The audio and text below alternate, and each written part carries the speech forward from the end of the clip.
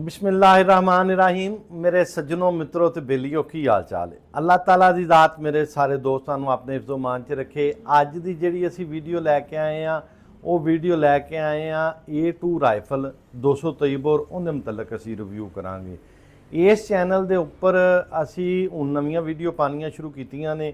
तुसीं इस चैनल नूं ज़्यादा तो ज़्यादा लाइक शेयर कमेंट करना है ताकि आपां फटाफट 1 मिलियन तक पहुँच सकीए। अच्छा जी, A2 राइफल है जिहड़ी ये तुहानूं वीडियो दे विच नज़र आंदी पई होएगी। A2 राइफल अमेरिकन राइफल है। ये दो कंपनियां तैयार कर रही हैं, FN कंपनी तैयार कर रही है और कोल्ट कंपनी तैयार कर रही है। इन्हां दोनों कंपनियां दी A2 राइफल आंदी है। ये जिहड़ी 223 बोर M16 आंदी सी, ये उहदे च जिहड़ा लेटेस्ट मॉडल है वो है। इस तो बाद जिहड़ा आया वो A4 है।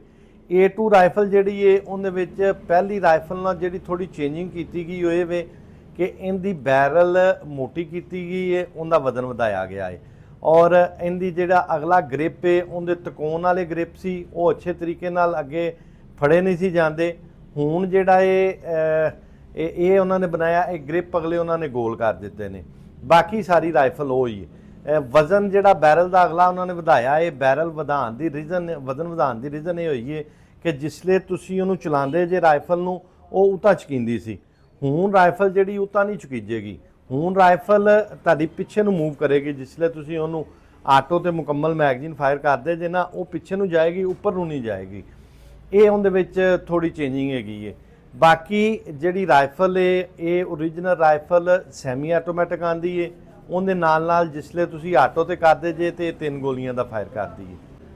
ये 3 गोलियां का जिहड़ा ना वो आटो करदी है। अगर तुसीं मुकम्मल आटो करनी चाहो तो वो भी ये हो जाती है। इहदे अंदर थोड़ा जिहा एक पुर्जा है वो तुसीं बाहर कढ दिओ तो ये आटो हो जाएगी।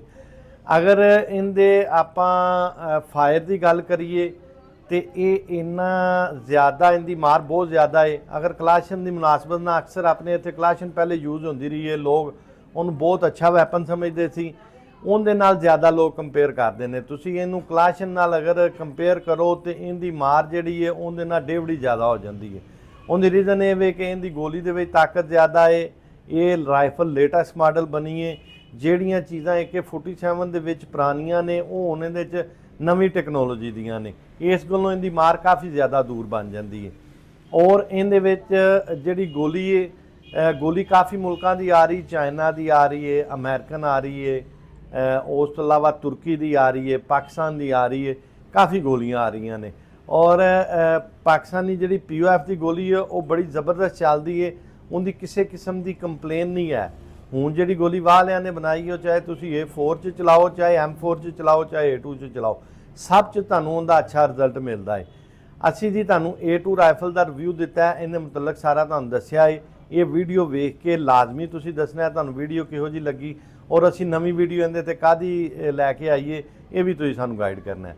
लैंदे पंजाब वाले, चढ़दे पंजाब वाले, हसदे वसदे रवो, खुश रवो, आबाद रवो। पाकिस्तान जिंदाबाद।